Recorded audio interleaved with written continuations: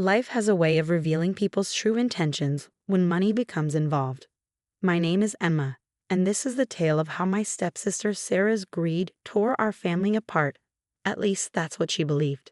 When my father remarried, I was 12 and Sarah was 14. It was a tough transition for me, especially since I had just lost my mother to cancer 2 years earlier. I wanted to make it work though. My father seemed happy with Linda, and I did my best to accept them both. But Sarah never reciprocated. She constantly made it clear that she saw me as her rival. "This is my house now," she would whisper when no one else was around. "Dad will always love me more than you." I confided in my father about Sarah's behavior, but Linda always defended her. "Give her time," she would say dismissively. "She's just adjusting." My father, wanting to keep the peace, urged me to keep trying. As I got older, I concentrated on building my career, earning a degree in business and landing a job at a financial consulting firm. My father was proud, but Sarah's life was a mess. She hopped from job to job, constantly coming up with new schemes to get money out of our parents for her latest crisis or ventures. 3 years ago, my father was diagnosed with leukemia, and everything changed. His health rapidly declined, and I made adjustments to work remotely to care for him. I noticed Sarah spending more time with him, often sending me away with claims of needing privacy. Linda encouraged this, saying Sarah was finally bonding with him. What I didn't know was that Sarah was scheming to get rid of me. One evening, after a long day at the hospital, I returned home to find my laptop missing. I searched everywhere but couldn't find it. When I asked Sarah, she simply shrugged, saying she hadn't seen it. 2 days later, my father summoned me to his hospital room. His face was pale, and Linda stood by the bed, arms crossed, glaring at me. Sarah sat beside him, holding his hand, tears streaming down her face. "Emma," my father said weakly, but with disappointment in his voice. "Sarah showed me the evidence. How could you do this?" "Evidence?" I asked, completely bewildered. Sarah pulled out my laptop, opened it, and turned it toward me. On the screen were bank statements showing large transfers from my father's account to an offshore account under my name. My heart stopped. The statements were clearly fabricated, but they looked real. "I found this when I borrowed your laptop to check my email," Sarah said, feigning emotion. "I couldn't believe you would betray Dad like this." I had to tell him. "That's not true." I protested, panic rising. "Sarah stole my laptop and made these up." Linda stepped forward, her face twisted with rage. "How dare you accuse my daughter of lying when she's exposed your theft? We raised you better than this." "Dad, please," I begged. "You know I would never do this. Sarah is lying." But my father, worn down by Sarah's manipulation, had already made his decision. "I'm changing my will. I can't trust you with my estate, Emma. Not after this." I was crushed. Everything I had worked for, everything I had sacrificed, was falling apart because of Sarah's lie. "Leave," Linda spat. "You're no longer welcome here, you ungrateful thief." I looked at my father one last time, hoping to see some hint of doubt, but he turned away. I had lost everything. As I walked out, Sarah followed me into the hallway. Once we were alone, her fake tears vanished, and she gave me a smug look. "You should see your face," she whispered. "Did you really think Dad would choose you over me? I've been planning this for months, and now everything that should have been yours will be mine." "Why?" I asked, trembling with fury. "I never did anything to hurt you." "Because you existed," Sarah said coldly. "For years, I had to watch you be the perfect daughter while I was always second best." "Well, not anymore. I win." I left that day with nothing but my purse and car keys. Linda had already texted me, threatening to call the police if I ever returned. I checked into a hotel, my mind racing as I tried to process everything. That night, my father's lawyer called. In a cold, professional tone, he'd informed me that my father had signed a new will, leaving everything, his estate, the family home, his shares in the business, and all his investments, totaling $4.8 million, to Sarah. I was completely disinherited. I spent hours lying awake, staring at the ceiling, replaying every moment with Sarah. She had played the long game, and I had never seen it coming. But then, something my father had once told me resurfaced in my mind. In business and life, always keep proof of your integrity. The truth will come to light eventually. A small smile formed on my face as I remembered something Sarah didn't know about. The safety deposit box at the bank. My father had given me access years ago, and inside was proof that could shatter Sarah's plan. But I had to wait. I would let her think she'd won. Sometimes the sweetest revenge is the one they never expect. 3 months later, after my father's passing, I lived in a small apartment, keeping my distance from Sarah and Linda. I heard through mutual friends that they were living in luxury, spending recklessly. Sarah had already started renovating the family home, replacing everything that reminded her of me and my mother. But today, everything was about to change. I sat in the bank manager's office, watching through the glass as Sarah and Linda walked in, dressed in expensive new clothes. They were there to access my father's safety deposit box, the one they had only just discovered after finding the key in his study. "What's this?" Linda demanded, her face hard as she looked at the envelope. Before Sarah could tear it open, Mr. Thompson spoke. "I must ask you to stop. That letter requires Miss Collins's presence." "That's ridiculous," Sarah snapped. "I'm the sole heir now." That's when I stepped into the room, savoring the looks of shock on their faces. "Surprised to see me?" I said, smiling. Linda quickly recovered, her shock turning to fury. "How dare you come here?" "Actually," Mr. Thompson interjected, "Miss Collins has every right to be here. She's still the registered holder of this safety deposit box." I walked over to the envelope and opened it. Inside was a USB drive and a letter in my father's handwriting. It read, "To be opened only in the presence of Emma Collins." As Sarah reached for the letter, Mr. Thompson stepped between us. "Please remember, you're on camera. Any aggressive actions will be reported." With shaking hands, I carefully opened the envelope and began to read aloud. "Dearest Emma, if you're reading this, then my worst fears have come to fruition. I've learned about Sarah's plan to frame you for theft. Weeks ago, I overheard her plotting to forge bank statements. At first, I didn't believe it, but then I realized it was the only way I could discover the truth about my daughters.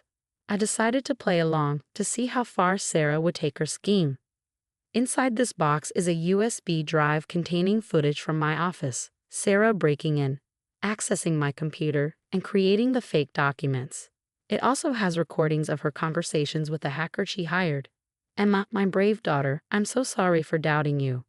By now, I'd already signed a new will secured with my lawyer, Mr. Davidson. The will Sarah believes she's benefiting from is a fake, part of my plan to expose her. My estate, all $4.8 million, belongs to you, as it always should have. The will in Sarah's hands is worthless. With all my love, Dad."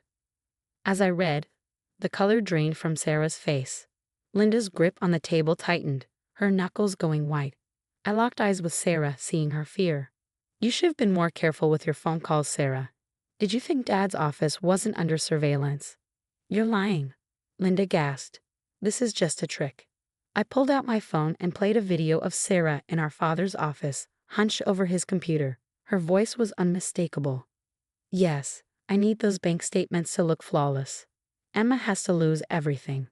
Sarah lunged for my phone, but Mr. Thompson stepped in between us. "I've already sent copies to the police," I said calmly. "They're very interested in wire fraud and inheritance fraud. You can't deny the evidence." "You're lying," Sarah hissed, her voice trembling. Mr. Thompson added, "The bank has already confirmed the real will with Mr. Davidson's office. All accounts are being reviewed." We froze. Linda grabbed Sarah's arm. "We need to leave now." "You'll be leaving," I replied, "but not for long. The police are waiting in the lobby." 2 officers entered. Sarah and Linda were arrested, their protest echoing through the halls. I stayed behind, clutching my father's letter. A tear slid down my cheek as I reread his words. He had known. He had protected me. Mr. Thompson placed a hand on my shoulder. "Your father was a wise man, Miss Collins." I nodded, wiping my eyes. Yes, he was. And now it's time to make things right. The weeks that followed were filled with legal battles. As the investigation unfolded, more of Sarah's lies were exposed. Not only had she forged bank statements, but she'd also been siphoning money from our father's accounts for months, building her own secret fortune. In court, the evidence was irrefutable. Security footage, phone calls, bank records, and even the testimony of the hacker she hired, who struck a plea deal to testify against her. Linda didn't escape unscathed. The investigation revealed she had assisted Sarah in the theft. Her image as the caring stepmother crumbled as prosecutors unveiled her involvement. During the trial, Sarah finally broke down on the stand. "It's not fair," she screamed, mascara streaking down her face. She had everything: Dad's love, his trust, his pride. Everything I ever wanted. I deserve that money. The judge remained unmoved. "Miss Thompson, your actions were a deliberate attempt to ruin your stepsister's life for your own gain. You are sentenced to 8 years in prison." Linda received a 5-year sentence for her role. As they were escorted away, Sarah turned to me. "I hate you," she spat. "I've always hated you." I watched them go, not feeling triumph, but a profound sadness for what our family could have been. After the trial, I returned to my childhood home. The first few days were tough. My father's presence still filled every room, and signs of Sarah and Linda's brief stay lingered. They had started redecorating but hadn't gotten very far before their arrest. One evening, while sorting through papers in my father's study, I found an old photo album. Inside was a sealed envelope addressed to me in my father's handwriting. I opened it, my hands trembling. "Dearest Emma, if you're reading this, everything has unfolded as I feared. I need you to know that my actions in the hospital, pretending to believe Sarah's lies, were the hardest thing I've ever done. It tore me apart, but I knew I had to let her think she had won. It was the only way to reveal the full extent of her deception. I knew I wouldn't live to see justice done. You were always my greatest joy. You carry your mother's strength and kindness, and I couldn't be more proud of you. The way you handled this crisis shows you are exactly the person I raised you to be. The house, the business, the money, they're all yours now. But they're not the important things. What matters is that you stood strong, held onto your integrity, and allowed the truth to speak for itself. I hope you'll build a new family, one rooted in love and trust. Don't let Sarah's actions poison your heart. Take care of yourself, my brave girl. Your mother and I are always with you. I love you. Dad." Tears filled my eyes as I read his words. Even at the end, facing betrayal and death, my father had thought of my happiness. He had known I needed his belief in me, his love. In the months that followed, I rebuilt my life. The family business flourished under my leadership, and I established a scholarship in my father's name for students who had lost parents to cancer. It felt right to create something positive out of the pain. I also sought therapy to process the trauma from Sarah's betrayal. Slowly, I began to trust again, to open my heart to new relationships. My father had been right. Family isn't just about blood. I built a new family of chosen people who loved and supported me. Sarah and Linda made multiple attempts to contact me from prison, sending letters full of apologies and pleas for forgiveness. I didn't respond. Some betrayals are too deep to forgive. Instead, I honored my father's legacy through my actions. The wealth he left me became a tool for positive change. That felt like the greatest victory, turning what Sarah wanted to steal into something that helped others. Now, 5 years later, I still live in our family home, surrounded by the memories of my parents' love. The pain of betrayal has faded, replaced by gratitude for my father's wisdom.